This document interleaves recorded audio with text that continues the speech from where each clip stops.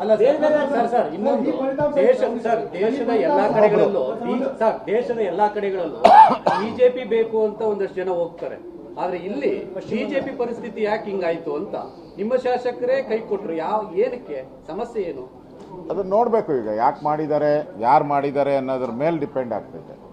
ಯಾರು ಮಾಡಿದ್ದಾರೆ ಅನ್ನೋದ್ರ ಮೇಲೆ ನಾವು ತೀರ್ಮಾನವನ್ನ ಮಾಡಬೇಕಾಗ್ತದೆ. ಇಲ್ಲ, ಆ ಥರ ವ್ಯಕ್ತಿಶಃ ಏನೋ ಆಗಿರ್ಬೇಕಿಲ್ಲಿ. ಅದನ್ನ ಯಾರು ಮಾಡಿದ್ದಾರೆ ಅಂತ ತಿಳ್ಕೊಂಡ್ಮೇಲೆ ನಾವು ಹೇಳಕ್ ಸಾಧ್ಯ ಆಗ್ತದೆ. ಅದಕ್ಕೆ ವೋಟ್ ಯಾರ್ಯಾರು ಮಾಡಿದ್ದಾರೆ ಅವ್ರಿಗೆ ಹೇಳೋಣ.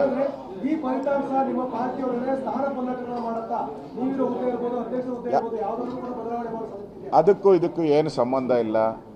ಇದು ಕ್ರಾಸ್ ವೋಟಿಂಗ್ ಆಗಿರೋದು ಯಾರು ಮಾಡಿದ್ದಾರೆ ಅನ್ನೋದು ಫಸ್ಟ್ ಐಡೆಂಟಿಫೈ ಆಗಬೇಕು.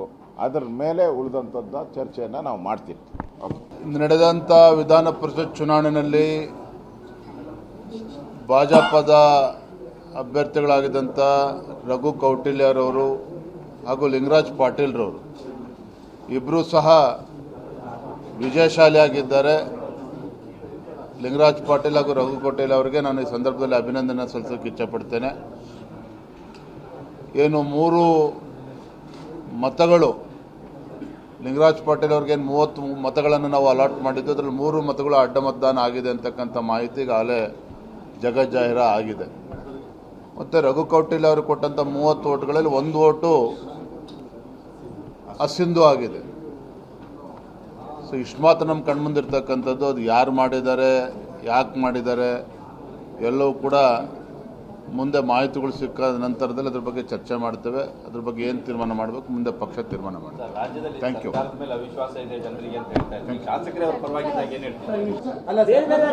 ಇನ್ನೊಂದು ದೇಶದ ಎಲ್ಲಾ ಕಡೆಗಳಲ್ಲೂ ಬಿಜೆಪಿ ಬೇಕು ಅಂತ ಒಂದಷ್ಟು ಜನ ಹೋಗ್ತಾರೆ. ಆದ್ರೆ ಇಲ್ಲಿ ಬಿಜೆಪಿ ಪರಿಸ್ಥಿತಿ ಯಾಕೆ ಹಿಂಗಾಯ್ತು ಅಂತ ನಿಮ್ಮ ಶಾಸಕರೇ ಕೈ ಕೊಟ್ರು. ಏನಕ್ಕೆ ಸಮಸ್ಯೆ ಏನು ಅದನ್ನ ನೋಡ್ಬೇಕು. ಈಗ ಯಾಕೆ ಮಾಡಿದ್ದಾರೆ, ಯಾರು ಮಾಡಿದ್ದಾರೆ ಅನ್ನೋದ್ರ ಮೇಲೆ ಡಿಪೆಂಡ್ ಆಗ್ತೈತೆ. ಯಾರು ಮಾಡಿದ್ದಾರೆ ಅನ್ನೋದ್ರ ಮೇಲೆ ನಾವು ತೀರ್ಮಾನವನ್ನ ಮಾಡಬೇಕಾಗ್ತದೆ. ಇಲ್ಲ, ಆ ಥರ ವ್ಯಕ್ತಿಶಃ ಏನೋ ಆಗಿರ್ಬೇಕಿಲ್ಲಿ. ಅದನ್ನ ಯಾರು ಮಾಡಿದ್ದಾರೆ ಅಂತ ತಿಳ್ಕೊಂಡ್ಮೇಲೆ ನಾವು ಹೇಳಕ್ ಸಾಧ್ಯ ಆಗ್ತದೆ. ಅದಕ್ಕೆ ವೋಟ್ ಯಾರ್ಯಾರು ಮಾಡಿದ್ದಾರೆ ಅವ್ರಿಗೆ ಹೇಳೋಣ. ಈ ಫಲಿತಾಂಶ ನಿಮ್ಮ ಪಾರ್ಟಿಯವರೇ ಸ್ಥಾನ ಪಲ್ಲಟಗಳನ್ನು ಮಾಡುತ್ತಾ ನೀವು ಹುದ್ದೆ ಇರ್ಬೋದು, ಅಧ್ಯಕ್ಷ ಹುದ್ದೆ ಇರ್ಬೋದು, ಯಾವುದಾದ್ರೂ ಕೂಡ ಬದಲಾವಣೆ ಮಾಡೋ ಅದಕ್ಕೂ ಇದಕ್ಕೂ ಏನು ಸಂಬಂಧ ಇಲ್ಲ. ಇದು ಕ್ರಾಸ್ ವೋಟಿಂಗ್ ಆಗಿರೋದು ಯಾರು ಮಾಡಿದ್ದಾರೆ ಅನ್ನೋದು ಫಸ್ಟ್ ಐಡೆಂಟಿಫೈ ಆಗಬೇಕು. ಅದರ ಮೇಲೆ ಉಳಿದಂಥದ್ದು ಚರ್ಚೆಯನ್ನು ನಾವು ಮಾಡ್ತೀವಿ. ನಡೆದಂಥ ವಿಧಾನ ಪರಿಷತ್ ಚುನಾವಣೆಯಲ್ಲಿ ಭಾಜಪದ ಅಭ್ಯರ್ಥಿಗಳಾಗಿದ್ದಂಥ ರಘು ಕೌಟಿಲ್ಯರವರು ಹಾಗೂ ಲಿಂಗರಾಜ್ ಪಾಟೀಲ್ರವರು ಇಬ್ಬರೂ ಸಹ ವಿಜಯಶಾಲಿಯಾಗಿದ್ದಾರೆ. ಲಿಂಗರಾಜ್ ಪಾಟೀಲ್ ಹಾಗೂ ರಘು ಕೌಟಿಲ್ಯ ಅವರಿಗೆ ನಾನು ಈ ಸಂದರ್ಭದಲ್ಲಿ ಅಭಿನಂದನೆ ಸಲ್ಲಿಸೋಕೆ ಇಚ್ಛಪಡ್ತೇನೆ.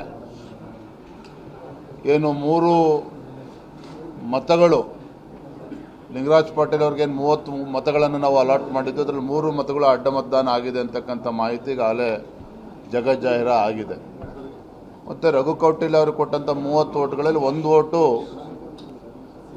ಅಸಿಂಧು ಆಗಿದೆ.